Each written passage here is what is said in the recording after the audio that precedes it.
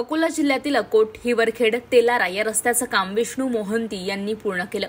सदर रस्त्याचं काम सुधीर कन्स्ट्रक्शन या कंपनीला मिळालं होतं। विष्णू मोहंती यांना सब कॉन्ट्रॅक्ट मिळालं होतं। त्यांनी संपूर्ण अटी नियमांचं पालन करून ते काम पूर्ण केलं। त्या कामाची मोजणी, स्थळ निरीक्षण, पंचनामा अशा सर्व कायदेशीर बाबी पूर्ण केल्यानंतर कामाचं देयक 2 वर्षांपूर्वी टाकलं होतं आणि ते मंजूर सुद्धा झालं। मात्र अद्यापही त्या कामाचं बिल मिळालेलं नाहीये। रस्त्यांचं काम पूर्ण करण्याकरता आम्ही नातेवाईकांकडून खासगी मित्र, सावकार यांच्याकडून पैसे घेतलं असल्याचं मोहंती यांनी सांगितलंय।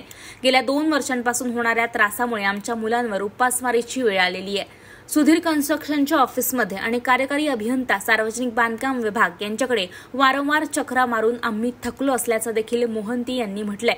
तरी सुद्धा थकबाकी मिळालेली नाहीये। या संदर्भात समाजात आधीच आमची आबरू गेलेली आहे। 4,23,00,000 रुपयाची थकबाकी आहे। आम्हाला ताबडतोब ही रक्कम मिळावी अशी मागणी आज नागपुरात पत्रकार परिषद घेत मोहंती यांनी केलेली आहे। येत्या 20 मेला विष्णू मोहंती यांना न्याय मिळाला नाही तर आम्ही आत्मदहन करणार असल्याची माहिती त्यांनी दिलेली आहे।